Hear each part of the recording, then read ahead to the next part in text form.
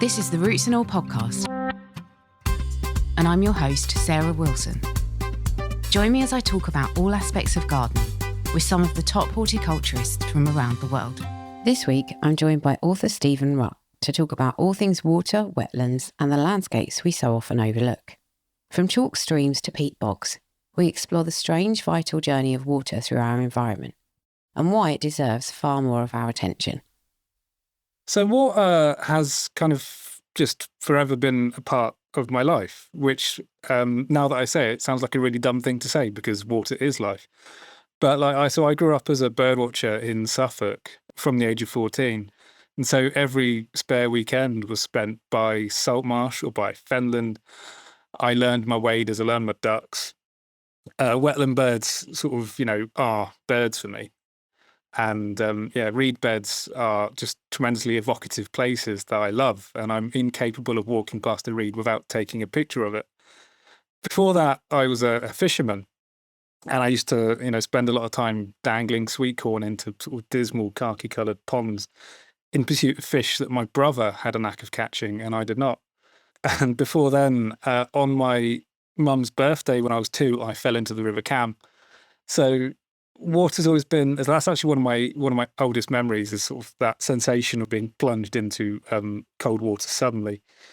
So yeah, water's always been kind of the backdrop to my life, and it's been kind of the focus of all of my interests. I am above all a naturalist and a bird watcher, and I just like being outside. And if I'm near a wetland, then even better. I love wetlands. So that's how the idea to write a book about wetlands first came to me, was because of they've always been sort of present in my life. And I'm not a swimmer, so I thought that water is a topic that its time is coming.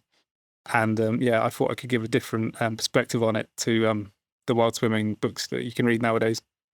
I love that. I love that you're absolutely obsessed with water and you don't swim. It just is brilliant. It's such an irony. You talking there reminded me, I did actually topple backwards into the River Wandle when I was quite small. And I remember being immensely proud of it. Like I walked home and I was telling everyone who I met, that I was soaking wet and why I was soaking wet. But conversely to you, I can swim, and I know it sounds bizarre, but water doesn't register for me like a landscape does. And I wondered when I was reading your book, and this might just be, again, my totally personal perspective on things, but does water kind of suffer from a bit of a PR crisis? Is it not as popular a topic as some other things, do you think?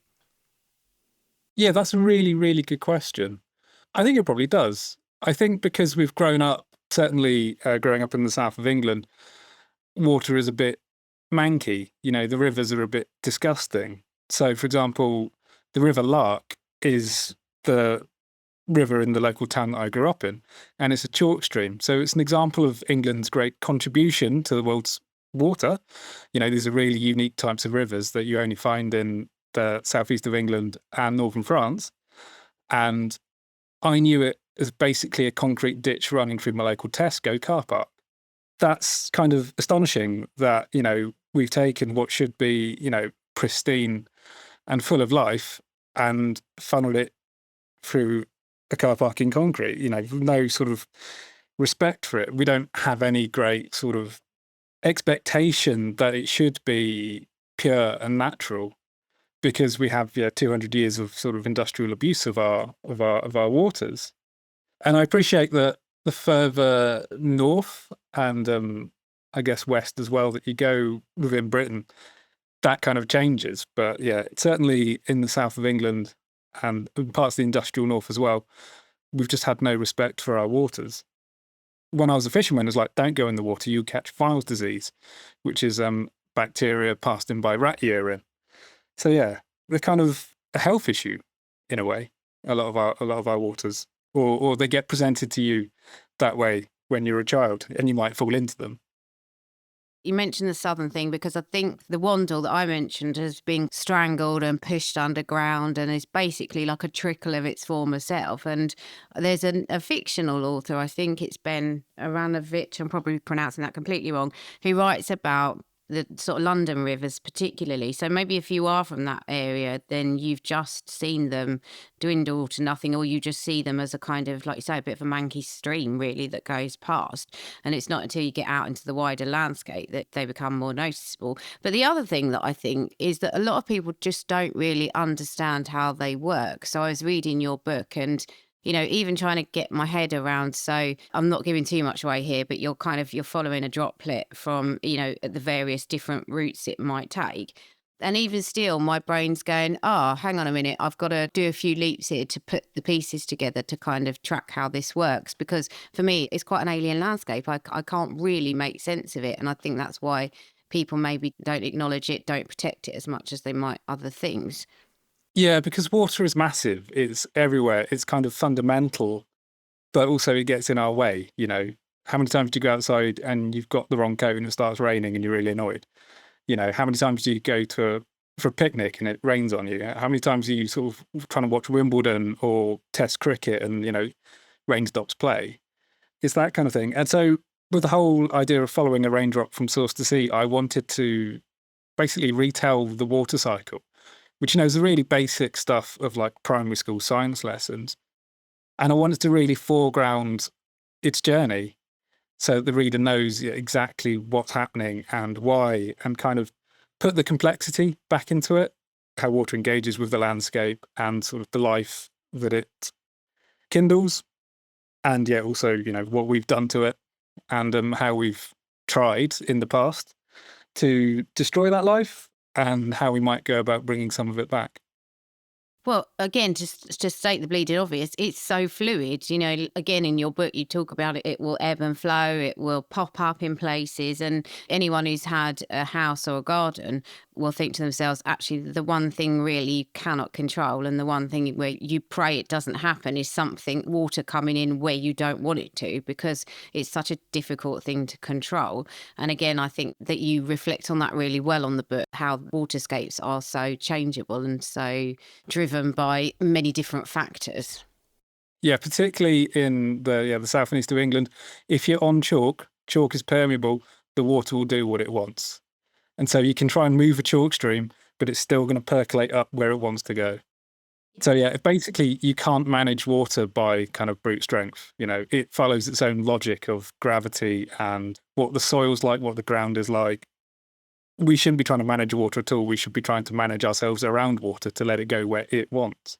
So, for example, in Dumfries, we have an issue with where the town centre floods every year, or every winter.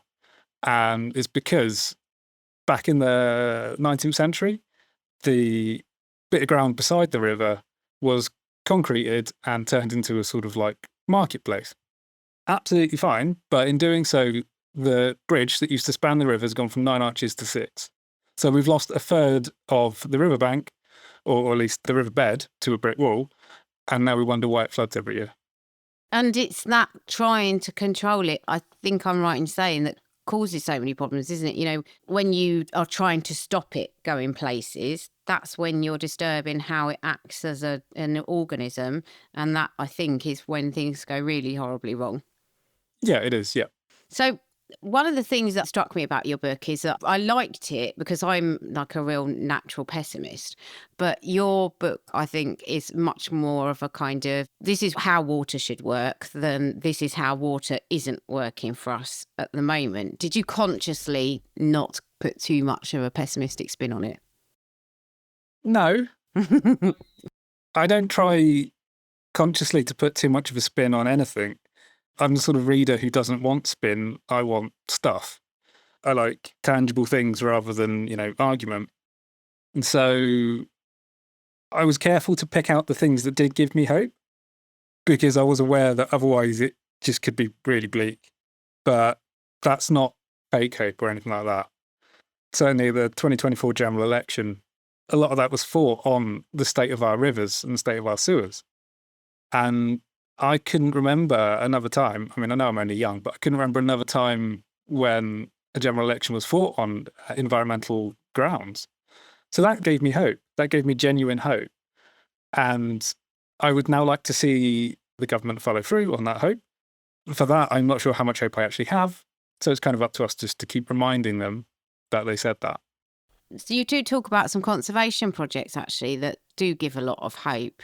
Oh yeah, so in Dumfries and Galloway, we love to refer to ourselves as the forgotten corner of Scotland because we're below the central belt, and everyone who comes up goes straight up the motorway through the middle and ignores us. And what that does give is a certain sort of latitude for projects that I don't think would happen elsewhere in the country. So over towards Castle Douglas, which is in the middle of Galloway, there's an amazing place called Freve Nature Reserve, which was an old dairy farm, and it's run by the National Trust for Scotland. And when the tenant farmer gave it up, instead of just assigning it to a new farmer, they decided to turn it into a re-wetted wooded wetland. So they've demolished 35 metres of riverbank, they've blocked in a load of ditches, and they've taken out all the fences. And so the cows that graze there now have those collars that keep them in certain fields at a certain time. And it's just rebounded with so much life. It's truly an amazing place to go and visit. And part of what's amazing is that the timescale they've given for that project is 100 years. So they're 6% of the way through the project, and it is already amazing. It's full of life. There's glyceria everywhere. There's grasshopper warblers singing, ospreys nesting. In winter, it's full of pink-eared geese, green and white-fronted geese, willow tits, water owls, and plants I've never seen anywhere else, like Marshall owl sport. It's just the most fantastic playground for me, just to go for a couple of hours and just like look at stuff. It's amazing. You were talking, I think, about areas where they had re-established forest coverage, but actually that it seemed to be at the expense of the kind of wetlands. But again, that's such a thing, isn't it? Let's plant some more trees. But a lot of the time, that's not actually that appropriate for the site that we're on. Oh, yeah. So I think you're thinking of the Galloway Forest, which basically now clads what used to be open moorland. Now, Sitka spruce and other pines kind of exacerbate pollution issues because their needles are really good at scavenging pollutants from the air, and then they just wash off and into the watercourses, which helps make a lot of the lochs in Galloway are overly acidified, and that's part of the reason for that. One of the things you always want to sort of bang on about when it comes to like conservation and the environment is the right tree in the right place is a good thing. The wrong tree in the wrong place is a bad thing. So whereas like deciduous trees will help clean the air and buffer pollutants and slow water progress down through the landscape, coniferous trees and forestry plantations are often having the opposite effect. So what looks natural in the Galloway Forest Park isn't. And the deciduous trees are good for feeding the beavers. Yeah, so beavers love willow. I mean, beavers, they're like the ultimate herbivore. They eat like Japanese knotweed and the water dropworts, which, profoundly toxic to us. They just munch their way through them. Wow. And yeah, they love willow as well. And as a gardener, you'll know the term for this because I can never remember it. You know, when you take a cutting for something and it'll grow from a cutting, willow will do that. And so what beavers are doing, if they detach a willow branch from the tree and it sort of slips into the water and flows downstream, that willow will root elsewhere. So they're actively propagating plants and repopulating areas. Yeah. And slowing the progress of water down, which is good. Yeah, beavers are amazing. I can't remember the stat, but it was something like the water took between 2 and 4 hours to pass through one area where there wasn't beavers, and then 11 days where there was beavers. Yeah. Slowing water down is really good for flood defences, because part of the reason why we have problems with floods is because there's nothing to hold the water there, so it just carries on through. So it was just explained to me like kind of like a motorway. If a river is a motorway and it's flowing downstream and then it meets a traffic jam, that water's got to go somewhere.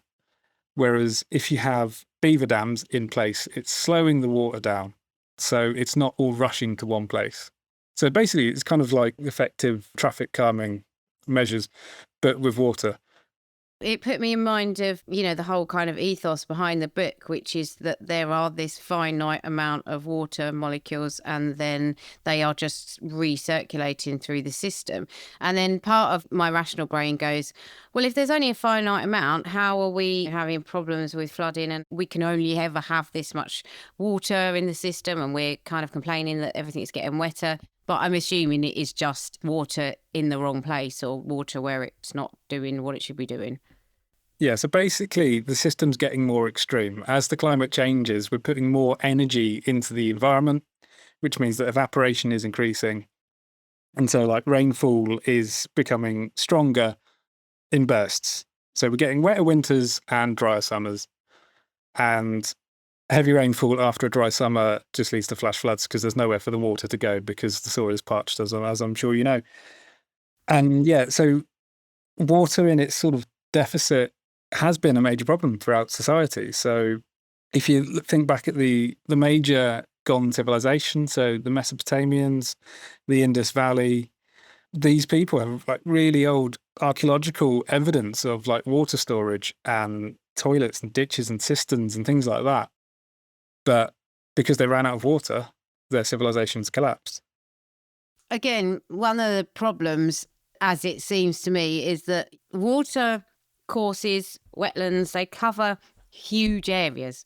And then when you Yeah. have land that's owned privately or even publicly, but you know, perhaps by different kind of organizations, institutions, you have this issue that the water has to operate as an entire organism, but there's so many different stakeholders involved that sometimes it's difficult to say this entire thing should be doing this when you've got one person saying, yeah, but I don't want it doing that on my land. And is that, do you think, one of the issues, just the fact there are so many people and so many moving parts? Yes. But then I'm not sure how you solve that. And I'm very glad it's not my job to solve that. Mm. It is tricky. You know, everybody's just trying to do their own thing. And some people have got good motivations and some people don't. And, you know, some people are trying to use their land for different ways. And yes, it's an incredibly tricky kind of problem. I agree. Well, certainly one thing I found when I was researching the book is that if you go down sort of one avenue, if you pull at sort of one interesting thread in the topic of water, it just leads to so much other stuff. And an appreciation of that is kind of what we need as a society. So I know that planning permission for developments in Suffolk hasn't been granted because of the stress it would cause to the water supply in the county. Hmm. I use Suffolk a lot as an example because I grew up there, and it's also genuinely pretty arid. I was back last August, and it was everything was brown. It looked like Nebraska. It was very weird. So one of the things when I was there is that I went to see the Lark and the other chalk stream, the River Linnet, and they were both completely dry. And that's astonishing and shocking, and it's the product of many, many decisions that gets you to that position. And yeah, often, yeah, the planning department, you know, they have a role to play. They might not think they do, but they do. Mm. But with that in mind, obviously, we do need to take individual responsibility on top of expecting other people to do it. And as I said before we sort of started the interview, most of the people listening are gardeners. And as I can see it, there's a few things that we should be doing as gardeners specifically to help conserve water and to make sure that we're doing our best by it. What might be your kind of top tips for gardeners? I mean, okay, so I feel like a fraud because I'm not a gardener whatsoever.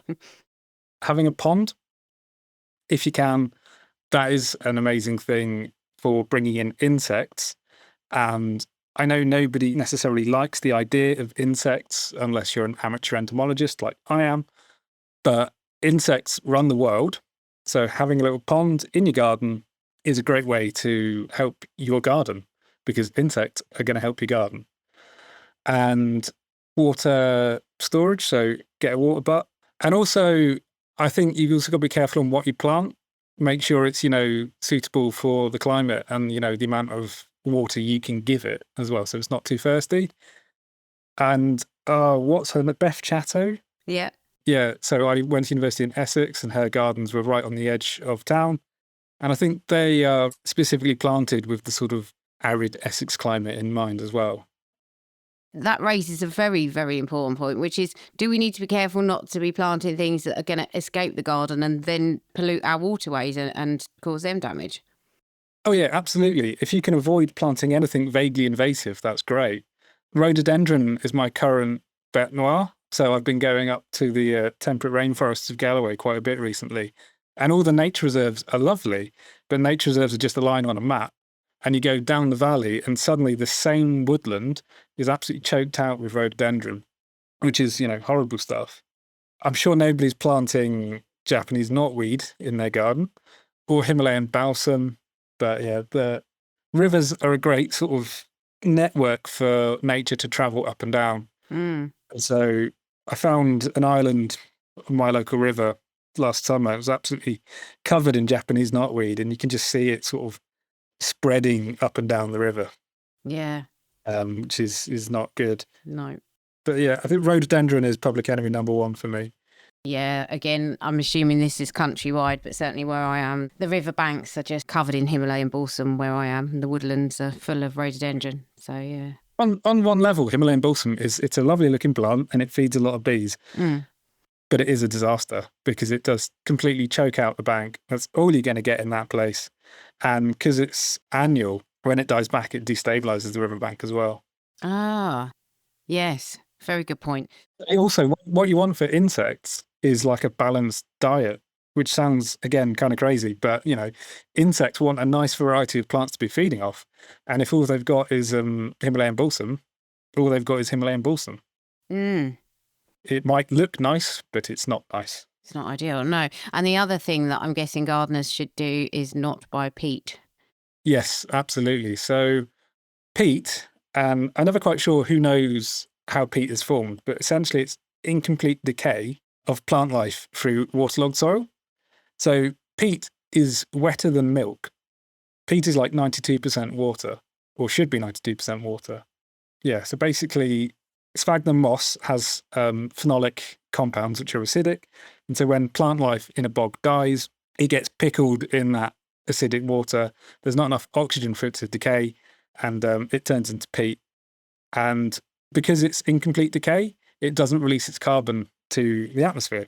So peat is really rich in carbon. And if bogs are kept wet, so if the peat is kept healthy, then that carbon stays locked up in the soil. And that's great. That's what we need in this, time of climate change.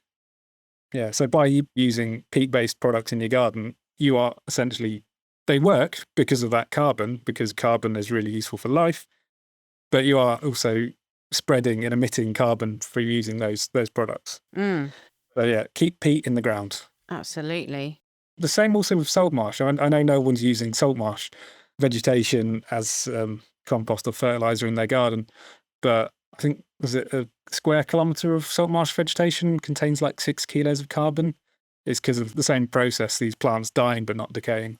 Yeah. I guess they're just locking it all up, aren't they? And I couldn't believe that, where you said about it containing less solid matter than milk. That's just mind-boggling. Yeah, it's mad. But also, the flow country up in the far northeast of Scotland, which is a bog bigger than London, contains more carbon locked up than all of the country's woodland.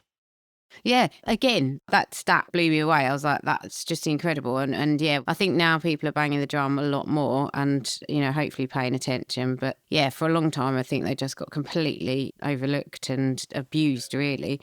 One of the things that I'm very good at is being very enthusiastic about places as well as species. Obviously I love my wildlife, but the flow country in the far northeast of Scotland is the most amazing place. It's now a UNESCO World Heritage Site for peat. It is a naturalist's playground. It's the size of London. You don't even need to walk over it. You just look by your feet and there's so much drama. The plants are amazing. Butterwort, sundew, lousewort, it's all fantastic stuff. I have to say, there's a lot of places that you talk about in the book that I've now thought, oh, I better put that on my list because they do sound excellent. So yes, you've done a very good job of marketing the wetlands. Out of interest, you referred to it, I think, from the off as wetlands, but you called the waterlands. Is that a nod to Graham Swift? Yeah, it's a nod to Graham Swift because his book Waterland is one of my favourite novels of all time. And I came back to it during lockdown and I found that the bookmark I'd been using was a train ticket from 2013 when I was commuting into my job in London and not really enjoying my life, finding it very stressful and feeling removed from East Anglia. And here was this novel of the Fens and Fenland history and made up Fenland history as well. But it was so resonant to me at the time. And also because 2 reasons.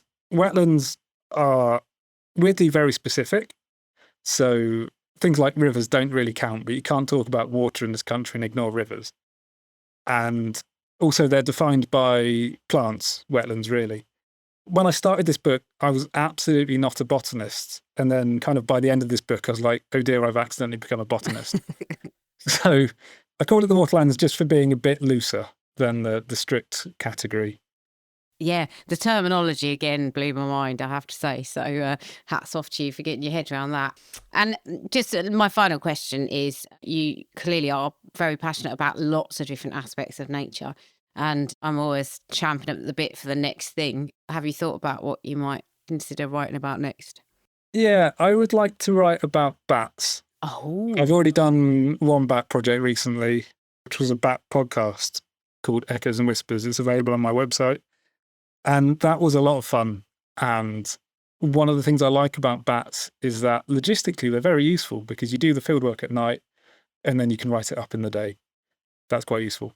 So yeah, I'd like to write about bats. excellent. Well, if you write about bats, I'll be first in line to get the book because I love bats. So yeah, this is from the beginning of my Chalkstream chapter. It's called Green as a Dream. And I wrote this in my lunch break at work. So this is 45 minutes work for me. In the Chalkstream of the mind, it is always a languid late spring afternoon. The sun always shining on a water that flows, cool and clear. They are rivers, but note the slippage in terminology. Diminished to stream, a suggestion of their smaller size, their lower energy, their dreamlike state. Note also the chalk, for it is the rock beneath that the water is stored in, purified by and pushed through, that makes the chalk streams of England and northern France unique. It is this, their particular combination of water and land, that makes them special, that makes them seem like the wind in the willows come to life. Chalk streams don't carve their route. These are not places of a vulgar energy, but of gentleness. The water seeking out the lowest point in the landscape, and then ushering itself down, gliding between lush banks, lined with the feathery-leaved willows that flicker between green and grey and green with the drifting of the breeze. The drooping branches sway above the flowering white froth that waxes and wanes with the passing months. First cow parsley, then hogweed, then lesser water parsnip, each flower covered with insects, seeking out the pure sugar at their heart. Below in the flow, emerald weeds drift sinuously in the current. Water crowfoot blooms clear of the surface with a white buttercup-type flower, like a lily in miniature. Below the weeds, white-clawed crayfish scuttle like small squat lobsters over the gravel bottom, from hiding place to hiding place, grabbing at anything edible. It might be fish eggs or decaying plant matter. It might be invertebrate larvae as they begin to feel a stirring within, responding to time and temperature and moving towards the banks, where they crawl up the vegetation, clinging to safety above the water's surface. Then they split their own skeletal skins open, squeezing out their new soft bodies as wings unfurl and harden rapidly in the sunlight. As sulphur yellow mayflies and dusky brown caddisflies emerge, they turn the water into a rippling carnival, the surface ringed with the movements of trout, sucking down the flies that don't make it out of the stream's surface. White-legged damselflies drift close to the banks, seeking out the small insects that escaped the water's surface. Scarce chaser dragonflies shoot high over the flow, never seeming to land, restlessly seeking out the bigger insects to eat in the short summer blaze of their life on the wing. As they hunt overhead, salmon seeking sex have followed their noses back from the sea to the gravel bed they were born in, to begin their cycle again, as a milked fertilized egg, wedged in the gravel, washed by the river's flow. One cycle in the flow of a larger cycle. The water's constant movement from deep underground to the sea and the air above and the flowers beside. They compel you to think of them this way, as rivers of life, pristine waterlands, the earth emanating its cleaned and polished plasma. Because these are rivers that just have something about them, some magic that others do not. As Rupert Brooke wrote about one, the stream mysterious glides beneath, green as a dream and deep as death. But to describe the chalk stream from the ideal, is like describing southern England as an Eden. Most of our chalk streams have fallen, still green but no longer deep as death, now shallow and gasping for breath. Thanks for listening, and thanks to Stephen for a great conversation. If today's episode has got you thinking more deeply about how water moves through our environment, you might also enjoy episode 352, Peat, Politics and Horticulture, and episode 322, Garden Wildlife Ponds. You'll find links to both in the show notes, and as always, thank you for listening. Next up is Benny with his Insect of the Week. But first, here's a word from our sponsors, The Roasting House. Please do go and check out their website and support them if you can.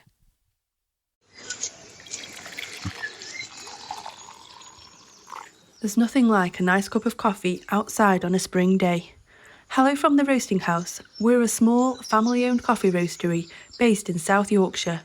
We love coffee, but we're also passionate about protecting nature and trying to keep our footprint as small as we can.